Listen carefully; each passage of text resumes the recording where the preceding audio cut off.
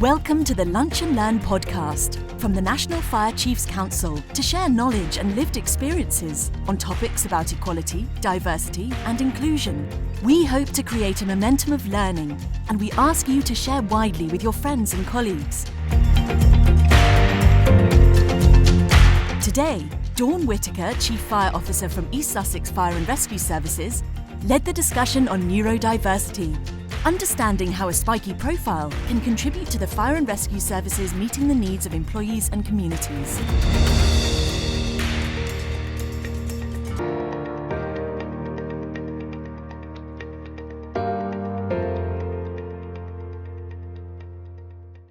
Today, hopefully, is again that time just to have your bit of lunch and to hopefully learn something new about neurodiversity. And as we move forwards with the equality of access documents, hopefully the lunch and learn sessions will aid us in generating that bit of understanding about EDI and how we can certainly forge those improvements within our own services and indeed across the sector. If it's okay, Dawn, I'll pass over to yourself and introduce the session, but thank you. Thank you very much, Kath, and just to say wholly supportive and thank you as the EDI Hub Chair for putting together alongside Penny this opportunity today. And I think the fact that you're suggesting it's going to expand to the equality of access statements is really great, because these little short snippets are sometimes far more fruitful than I think reading lots and lots and lots of documents. But I am going to advocate that you do read it, so you're not getting away with it. I'm Dawn Whittaker. I'm the Chief Fire Officer of East Sussex Fire and Rescue Service. I am a neurodiversity ally and advocate, and also generally on inclusion issues, actually. The reason neurodiversity matters to me, I think it's probably just important to say this. So I'm no scientist, I'm no subject matter expert, but I do have a passion. And I have a passion for two principal reasons. Well, three principal reasons. The first one is a personal reason. So I have very close family connections with people who are neurodiverse. And I suppose most significantly, I want to see people being, having the best opportunities for themselves and reaching their full potential, no matter how spiky their profiles are. And we'll talk about that in a mo. And that includes my granddaughter, who's 10 and who's an Aspie. She's got Asperger's and she's also SPD. But the conditions don't define her. She is an enigmatic, wonderful, very loud and very determined young girl. And that's a personal motivation. But I want her to live in a society where she can live herself as herself to her maximum advantage, and also, make a fantastic contribution. She is so creative. On a professional level, as a Chief Fire Officer, we have a workforce that not only is representative of our community mostly, but it's actually very representative of the neurodiversity workplace and community. Because as you get to read the Equality of Access Statement, there's quite a lot of research and documentation suggested and signposted in it. But the figure at the moment from academics is that around 15 to 20% of our population are neurodiverse to some extent on the spectrum. And it doesn't really matter which associated condition they've got. It's recognising that is a thing. That is about the percentage of the larger community. And therefore, if as employers we don't recognise, understand and appreciate neurodiversity, we are limiting ourselves and only focusing on 80% of our community and potential workforces. And then the final thing is, as a Chief Fire Officer of an individual service, I know that we have not done as well as we should on this subject matter historically. In fact, the last 3 employment tribunals over quite a period of time, I would add, in East Sussex have been related to neurodiverse cases. And that made me want to focus on it in our service. And I'm very lucky because I've got some fantastic people working with me, and Kira's already on the line, Becky, Lucy and other people who are also passionate about this. So it was an easy thing to get started on in East Sussex. And Kira's just hot off the call because we've had our own in East Sussex neurodiversity event this morning for our staff, supported by Genius Within as specialists in the field. So without further ado, that's my motivation. That's who I am. That's why I think it's important. So I've alluded to a little bit of this, the what and the why. I'm going to take this presentation with what I like to call the 5 W's and the big H. What, why, where, when and how. So the what and why are fairly straightforward. We'll talk a little bit about the conditions in a moment, but I don't want to overemphasize them. But the term encompasses a wide range of neurological differences. And you can see there, Judy Singer, who was a huge advocate, and if you've not seen any of her work, I mean, very published on this, but in the 1990s, in a bid to move away from that clinical definition of the conditions, she coined this term neurodiversity, and also to be more inclusive of it, and also to represent, because even when you talk about a particular thread, such as autism, there's a huge spectrum within that. It's also really important that when you're thinking about neurodiversity, you understand intersectionality. So the thing about the neurodiverse community is very often they present with, non-defined, nondescript, I suppose, manifestations of the condition, but there'll be there's usually more than one condition at play, or very frequently. So approximately 1 in 20 are neurodiverse. And the second bit there is about the intersectionality. There's usually a mixture of things in terms of the individual. It's a simple term, really, and it's not about the conditions. It's about understanding, and if we all come away from today's lunch session, just understanding that neurodiversity is about neurodiversity, difference of thinking styles, and start focusing on the benefits. At the end of today's session, my objective for you is that we flip the conversation and we start to see what neurodiversity brings to not only our workplace, but also our community. This is Stolen with Love from Dr. Nancy Doyle, who is the chief exec of A Genius Within, but it's based on the work of Mary Corley, another research scientist. And there's lots and lots of work going on researching neurodiversity, and I've got some other links in the Equality of Access statement to talk to you about. It's just a nice way, I suppose, of demonstrating that this is about thinking, this is about the brain, this is about different programming, but it just gives you a bit of an overview of the conditions that are generally categorised under the term. When you talk to people about neurodiversity, people will ask sometimes, well, if it's about thinking styles, what about people that have had, accidents and then brain injuries? Or what about people with Parkinson's or motor neuron disease or whatever else, where their brain and neurological pathways may be impacted? But those don't generally come under the term neurodiversity, because this is less about something as a long-term condition or a developing or progressive condition. It's about different thinking styles, different neurological programming. A couple of points, again, re-emphasising what I've already alluded to, what and why. So it's about our current and our future workforce. There's an important point I'd just like to make in that statement around future workforce. Lots of you may be parents or aunts or uncles, or as in my case, can't see too many as old as me, but also grandparents. And you may well be aware that the increase in assessment and also the actual identification of these conditions has become hugely more prevalent. Some of you who may be on the neurodiverse scale may have gone through school or your young adult life, or not been diagnosed with a particular condition until much later. Actually, we're far more attuned to that now. So the percentage of children with special educational needs associated with neurodiversity is now far higher in the last 10 years than it was in the previous 50. And think on that for a moment, because this is our future workforce.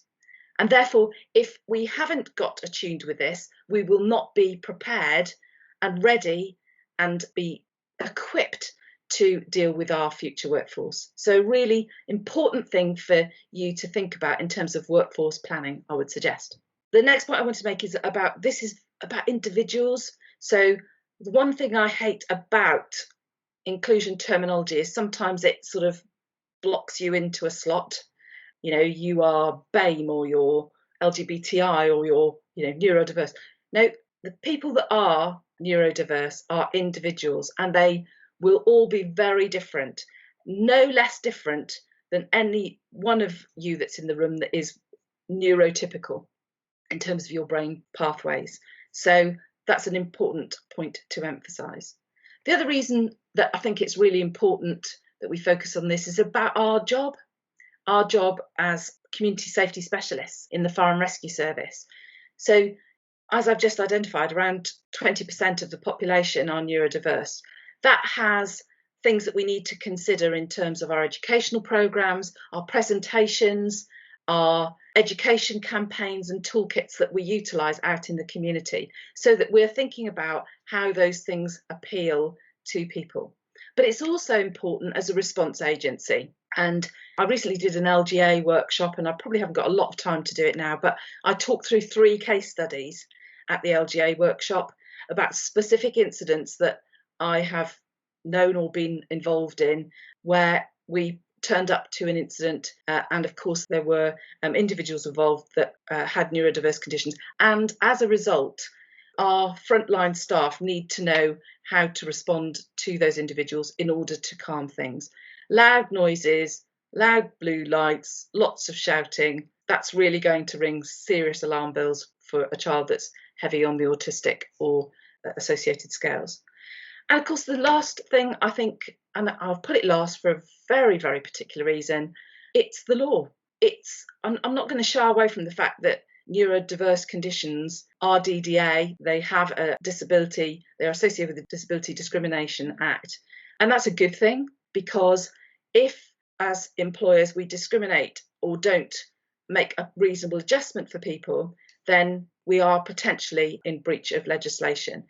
But more important for me, the moral and the societal impacts about why we should do this and get it right. But nevertheless, the law sometimes is there for a jolly good reason. So where, and I've chosen to focus in for a moment on our workforce initially. So our workforce, one of the big challenges we've got, and really interested to hear from anybody that's tackling this later on, is encouraging declaration, because there has been historically quite a lot of stigmatisation with regard to declaration around disability, particularly in our workforce. And I'm trying very hard in my service to bust some of those myths, remove the stigmatisation, encourage declaration, and help people know that we're going to view that from a positive slant. It's not going to negatively impact them at work. In fact, actually, it might have the opposite effect, because we can help them and be better prepared for them. And there are some interesting ways of doing that. So if you, as a fire service, have, or your colleagues, your organisation, has invested already in some assistive technology, then well done for you. Really good stuff. But if you only give that assisted technology to the individuals with declared or identified conditions, you are potentially further stigmatising.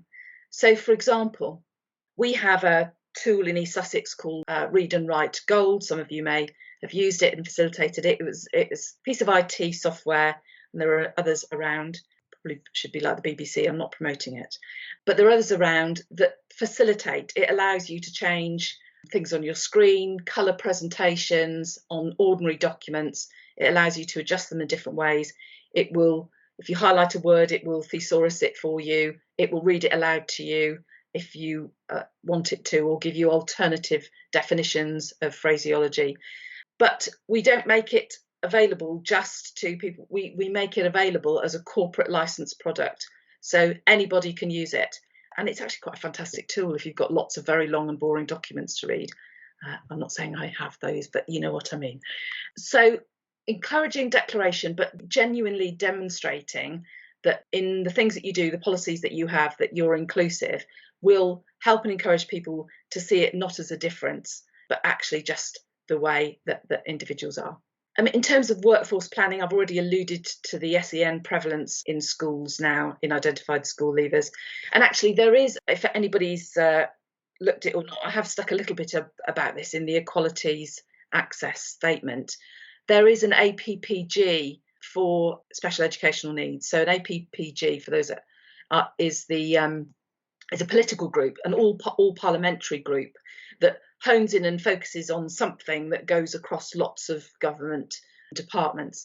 And there is one on special needs, and they recently wrote a report which was supported by the CIPD and a number of other organisations that actually has called, the prevalence of SEN a modern day crisis for our current education system in the UK. And I don't know about the figures in your areas, but if you don't know, find out what percentage of home educated children in your area are home educated because they have not been able to find access to adequate provision for SEN education.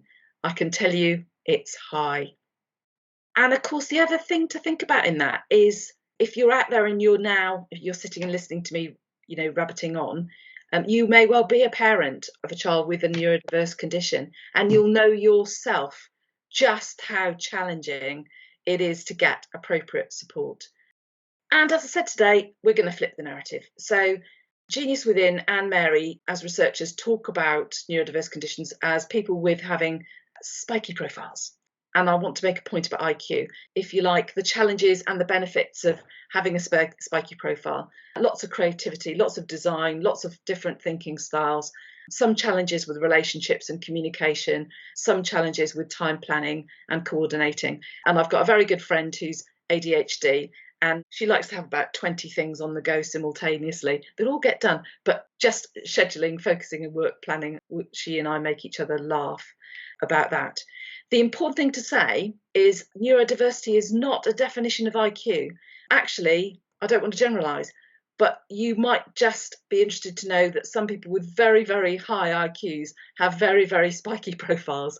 So it's nothing to do with intelligence. It's to do with thinking patterns and styles. Okay, and the second where is our community. I've already bunnied on about this for a moment, but a couple of other specifics. And again, there's more detail in the Equality of Access statement.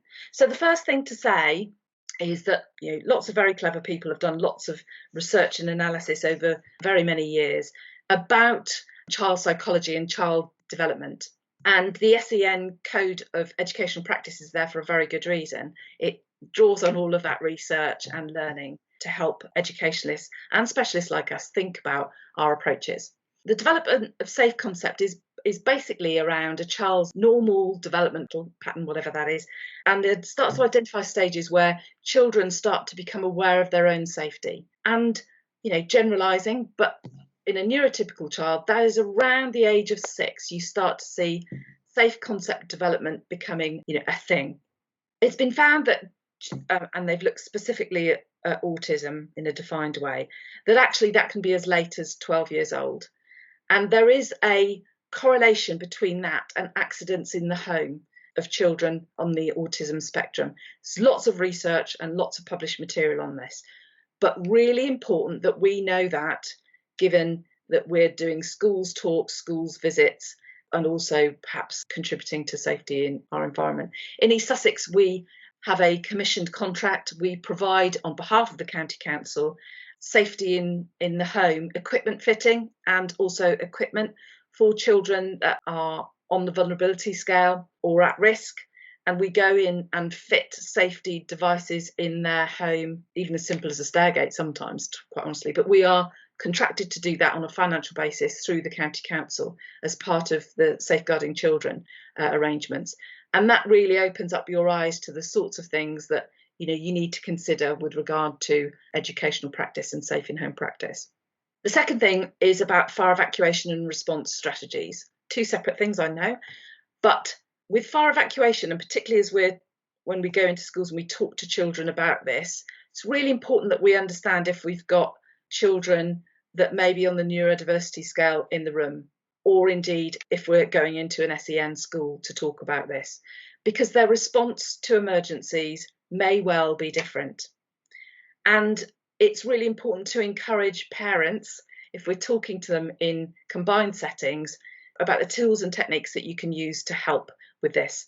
So as we talk about neurodiversity, if I just give you a specific example about this sort of issue, often there have been recorded incidents where there has been a house fire in a home environment, not even specifically a big house fire, where there are neurodiverse children inhabited in that house, that they will not have a normal reaction to the sirens, loud noise, or indeed the rest of the family seeking to evacuate the building in an emergency situation. And how that manifests itself is that it could be feasible for the rest of the family to be outside having safely evacuated and then realise that one of the family is missing. For example, an autistic child will seek to find a place of safety and not react to that danger and perhaps the shouting and perhaps even flames or smoke in the same way. for a child who is neurodiverse, finding that safe place, which might be under their bed, it might be in their wardrobe, or it might be somewhere that is their place where they feel they will be safe. Actually, they should be out of the building and with the rest of their family. And I'm generalising, but I hope I'm just using that to illustrate my point. And our response strategies need to think about that when we're talking to frontline crews about house fires with young people in, and not just young people actually. Terminology is important, but I don't know about you, and some of you are EDI professionals, but I lose track. Things change, terminology changes, and I'm certainly not a PC policewoman. This is a fire uniform, and so I like to put fires out rather than start them. So terminology is important, but we do things in a way that we don't intend to offend anybody. And of course, everybody's different. So some people so Asperger's syndrome is no longer diagnosed clinically. Nowadays, you'd be identified as being on the autism spectrum. But a lot of people who have Asperger's like to refer to themselves as an Aspie. In fact, actually, I've got some friends on Twitter that have put Aspie in their profile. But one basic principle that is agreed is that we don't talk about autistic people. We talk about people who have or with autism. And so we've tried to draw some of that out in the Equality of Access statement just to try and help. But I tell you what, it changes all the time, and you can never stay on top of it because it is a developing, and opinions change. In LGBTI world, we've seen that, haven't we? The Q was not allowed to be used, and now some people identify as Q. So it's just trying to stay on top of it. But it's constantly changing clinical information that also comes out. As I've just alluded to, there's a perfect example actually. People used to be diagnosed with Asperger's syndrome because of NICE guidelines now, and because it's really difficult sometimes to define that it's Asperger's or high-performing autism as opposed to other element conditions within the autism spectrum. So there's now a collective term of autism spectrum on that. So it's a minefield, and sometimes you'll get it wrong or right. But just knowing that it's constantly changing, and sometimes we have to go back to the clinical definitions or talk to specialists is really important. When and how. So, really important piece here. But yesterday, the NFCC Equality of Access statement for neurodiversity was published. I'm really hoping, it's not a finished product. These things start and then they mature, but it's supposed to be a facilitative tool. It's supposed to help you have conversations back in the workplace, back into your fire and rescue services about the things that you need to think about in terms of neurodiversity. It absolutely has some best practice in it. It absolutely has research and signposting in it. And it also contains some of the definitions just to help, to save you all having to go out and do exactly the same thing. But some of you are already ahead of the game, and that's absolutely fine. So it's probably most help if you're just starting out on this piece of work in your EDI programs. Also like to pay tribute, Catherine opened up for us, to the NFCC EDI Hub, because this is just one of, I think it's 10, Catherine, maybe more, hallelujah, that are just trying to do the same thing, make the business case, raise the awareness, and using NFCC as our professional voice to sort of collate all of the knowledge into one place to help facilitate. And, there are fire and rescue services that don't even have a designated EDI professional, and that's jolly hard work. So let's put something together as a professional body that can help officers and passionate people move this agenda forward in their fire and rescue services. There's recommendations of agencies to contact. My caveat in that is those are just the ones that I know about. There are reams more. In fact, having attended the Celebration Awards for Neurodiversity this week, I've got at least 4 or 5 to add to that, which I promised to do. The last point is an aspiration, but it doesn't mean that we're going to do it just yet. What I would like to find out is where every fire and rescue service is with this stuff. And I've got some questions that I've asked in my own brigade about, have we got the policies? Have we got assisted technology? Are we using specialists to assist? Are we doing something in training? Are we building this into our recruitment campaigns? What are we doing? Are we engaging with our staff to try and improve declaration? So I've got a series of questions. What I'm going to suggest to Penny, I know as we've chatted about it, fire and rescue services are probably a bit surveyed out in the midst of COVID. But it might be just useful to share the questions with an interested audience so you can start thinking about it for yourself. I'm not driving anybody to do more work, you're all busy people. But I think they are good questions to ask your organisation or to think about yourself when you're approaching neurodiversity policies. I promised that what I'd try and do is get through it in no more than 30 minutes. I've actually taken 35. Here's the caveat. Look, I'm not a specialist. I'm a person that's passionate about inclusion, celebrating difference, and about neurodiversity. So challenge me, question me, and if you're an expert, great, contribute to the equality of access statement, change it. But the most important thing for me is that we've got 77 people in this meeting interested in the subject and wanting to engage. So that's me. Thank you very much. Be happy to take any questions or have any feedback on discussion or any ideas that you feel have come up in terms of your own service in progression of this work that you would like to share with other people on the call. Thank you. It wasn't a question so much. We have a number of network groups in Hampshire and Isle of Wight, and one of them is focusing on Autism Awareness Week that's coming up at the end of the month. We're trying to raise the awareness of autism amongst our staff. So we've actually got an online package that we're going to access, and through advocating that, we're going to do some social media work. That's just in Hampshire and Isle of Wight, and I think that the sort of disparity across services of how they tackle these kind of issues is something we've still got a challenge ahead of us still, really. And we're fortunate that we have the 4 network groups. The diversity of people that sit on those groups is really useful to learn, either as an ally of the world that other people live in. We have a fire control operator that is actually our autism lead because she has got autistic children, and it's really insightful to hear her experiences of raising children when, sometimes you think your own kids are a handful, and some of the challenges that she's had as a parent, and then sharing that learning across the group has been really powerful. I've taken a fair amount away. The bit that will really stick with me for the day job, if you like, is around our children and young persons work that we do, and for me to check in with my team to make sure that we're asking the right questions and tailoring our service delivery to meet those either individual or group needs, because I'm not too sure how far that's got into our way of working. I'm hoping it will be, but thanks for your input today. Yeah, thanks, Jason. And I just on that point, staff networks, you will all have a volume of staff that either are neurodiverse or have children that are neurodiverse, and you might call it autism, but a network or whatever, or you might call it a disability network, I don't know. In East Sussex, really grateful for the leadership that's been shown by one of our staff, Tom Glanfield, to step up with a bit of support and lead our neurodiversity network.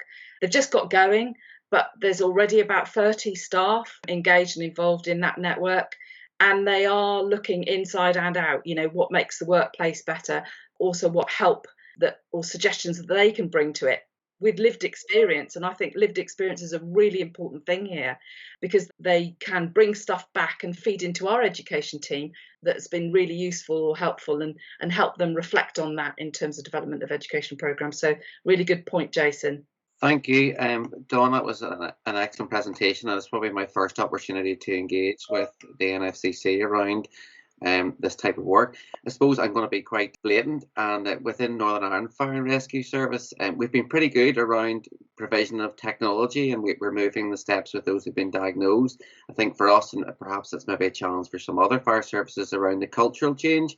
I suppose I'm sort of openly asking, what sort of structures and approaches have different fire services, maybe yourself, Dawn, applied around trying to get that mindset and shift around getting the right structure, getting the right people? And I really like that staff networks approach about getting people on board. But just wondering, has there been different approaches that seem to be really successful? And I'm sort of looking forward, I'm hoping to take this forward within Fire in Northern Ireland to really make sure that we are supporting all of our staff in the organisation and those who may come in the future.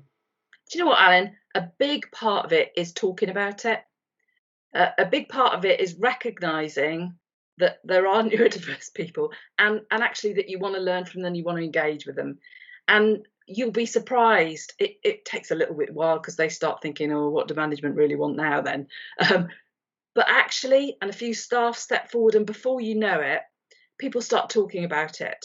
And that allows you to then follow. If you just go up and say, oh, we need you to all declare your disabilities because, you know, we'll get measured on it through HMI CFRS and we've got to declare it. That's the wrong messaging. And actually, there are staff that have got an awful lot to offer and contribute in terms of insight for our own education programmes. And actually, when people come forward and contribute that, it's really valuable. So I think, number one, talk about it.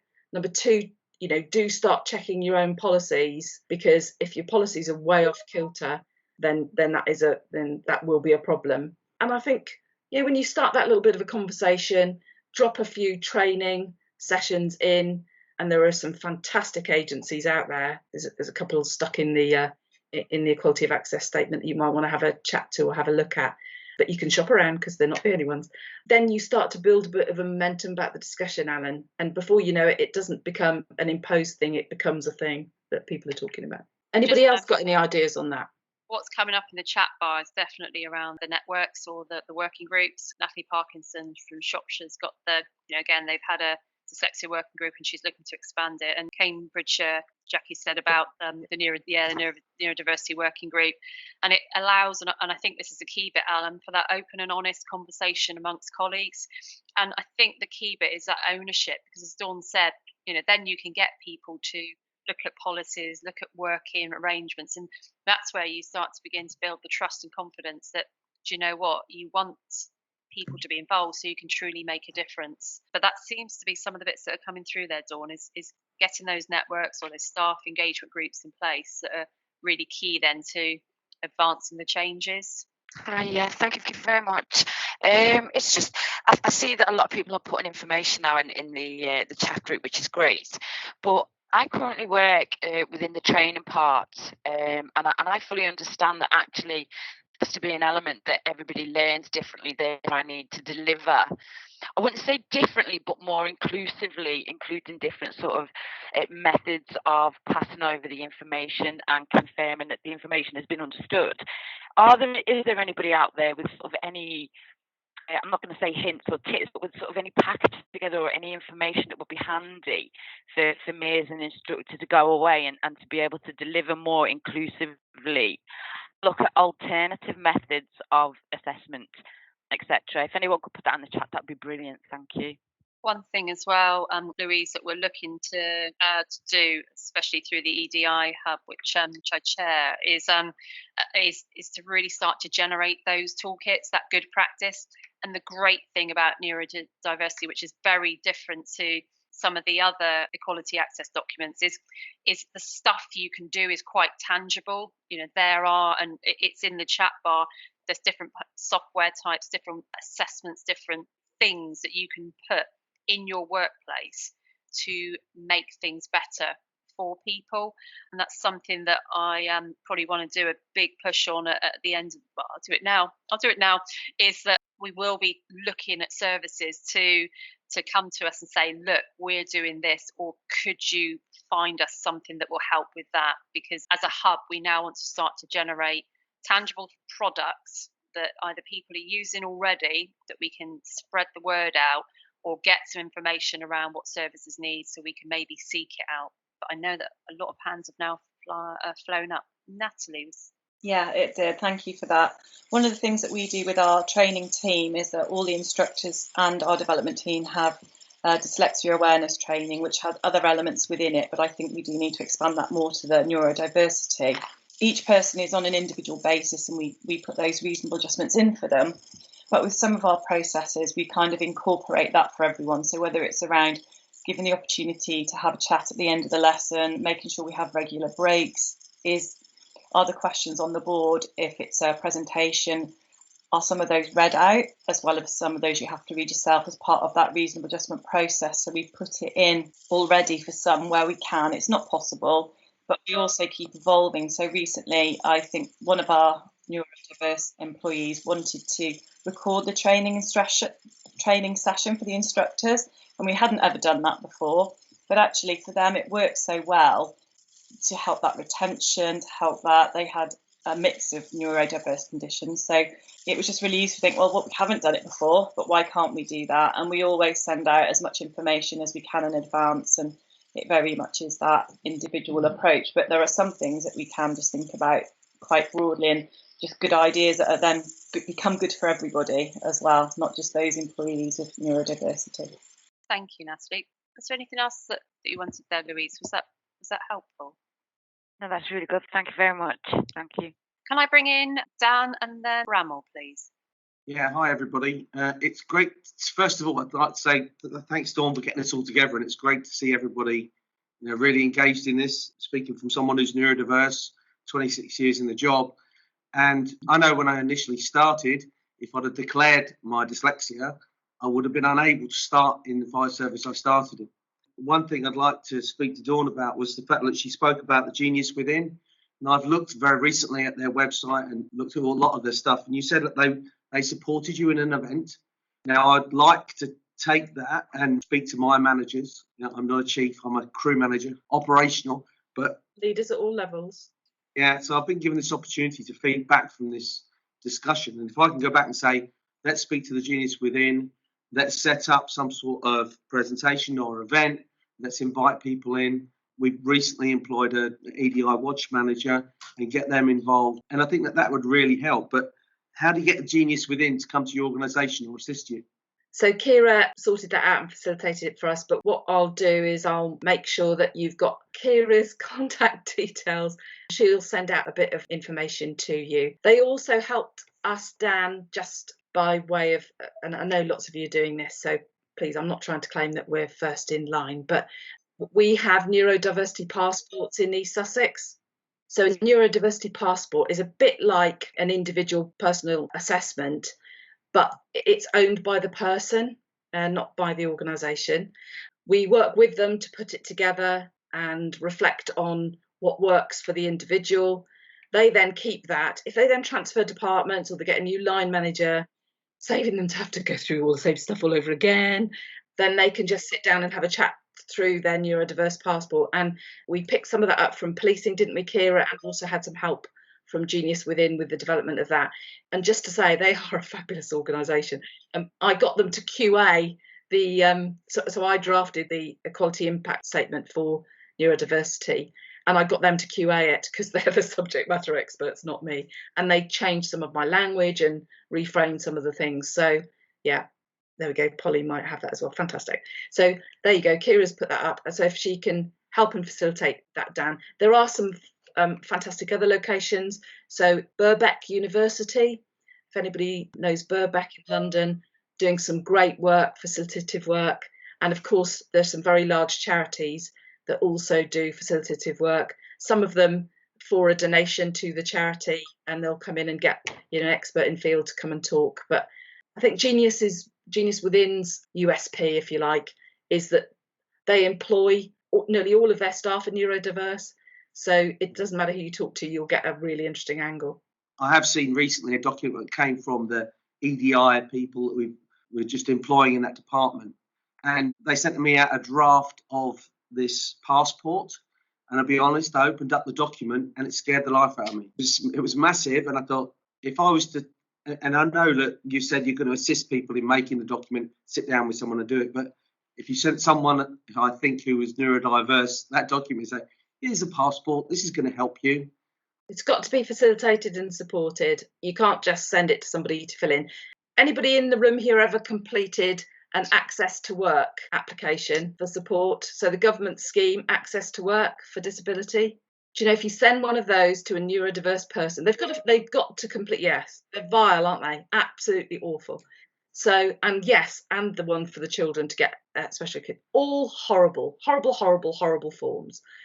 Extremely complex, and sometimes you read them and you think, what on earth do they need to know that for? It's just bizarre. It's got to be supported, otherwise, people just get put off doing it. And the Access to Work documents, so we can't, as an employer, complete it for the individual. They have to complete it for themselves. But if somebody has neurodiverse condition, they will need, probably, if they want, support. They may get that outside of work. They may get a family member or a trusted colleague or whoever to do it. But if people want some help, then I think that's absolutely critical. And understanding that different conditions potentially will probably, the spiky profile might not align with form filling, let's put it like that. No, thank you. And that it links in with a comment that Jackie made as well around if we're doing stuff internally, it's also about ensuring that our external comms is also, tailored and appropriate. And I think there's something called Recite on there. But if I can bring in Ramal, if that's okay. Yeah, hi, thanks. I'm just gonna talk about, I don't know, I guess my experience as a person who has number I would say, and continuously in society is not very pleasant. I feel like your whole experience, you always have to prove yourself. You always have to somehow justify why you're getting something in place. For instance, like a reasonable adjustment.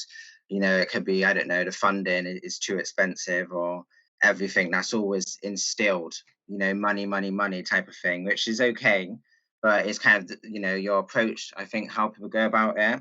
And I want to talk about, I guess, equity, because equity is so much more, than just equality where everyone's the same. Clearly, everyone's not the same, and we should definitely be recognizing that. And even in my role as a DICE officer, I got equality in my title. Changing that to equity would just be so important. And I just want to say, thank Dawn for what she's doing today. But again, I hope as, the most senior, person in your organization, you can really exert pressure on other organizations to really push this and drive this change, because I feel like in terms of disability is one of the characteristics which just doesn't get the recognition, like I said before. So yeah, and thanks for raising about intersectionality, because even like autism alone, I mean, women who have autism, they are a smaller percentage than men, and again, sometimes they're not always recognised. Thank you. Yeah, I recognise entirely what you're saying, Ramal, and it's funny, isn't it? Some people's view of fairness is everything has to be the same for everybody, but you are absolutely right. And of course, from my perspective, the point of getting better at this, the point of increasing awareness of this, is to start to dispel some of those prejudice and bust some of those myths, so that there's a broader conversation and a better understanding about it. I don't know about my ability to exert pressure, if I'm honest. I'd like to think, wearing chief's epaulettes is all powerful, but it isn't quite like that. Support and encourage, I will commit to that. I can do support and encourage. I think you're right, Ramal, and the conversation and the culture change is absolutely key to this. And use of language, there was a little bit in the chat bar around exactly the term you said, reasonable adjustment. It's kind of, do you know what, you can't call it this, but it should just be creating an environment where everybody can come to work and be valued and do the best job they can. Whilst that's not as snazzy or as catchy as reasonable adjustment, actually that's what you're trying to do. Like you said, the use of that language automatically feels like somebody's making that effort. This is not an effort. This is about everybody having that level playing field. I think there is a lot to do around that language and that culture change. And as Dawn said, it's not, I think, just opening up the conversations and having those open and honest discussions and understanding those perceptions, hopefully we can drive forward that change. But from that NFCC perspective, I think, Dawn, there has never been such a committed drive from those people, Ramal, right at the top with those big epaulets on, that can exert that pressure. The leadership is absolutely resolute on ensuring that the EDI is taken forward as a key priority. I'm going to leave you with a last thought. And this is, as Jackie articulated, I'm going to steal this because plagiarism is the greatest compliment. So the phrase I'm going to leave you with: inclusion is a moral, a social, and an economic imperative. If we all lose when human potential is squandered, then we all lose. Thank you very much for your time today. Have a great Friday and a fantastic weekend. I hope you have found this podcast informative and it has given you insight. All Lunch and Learn sessions are available at www.ukfrs.com.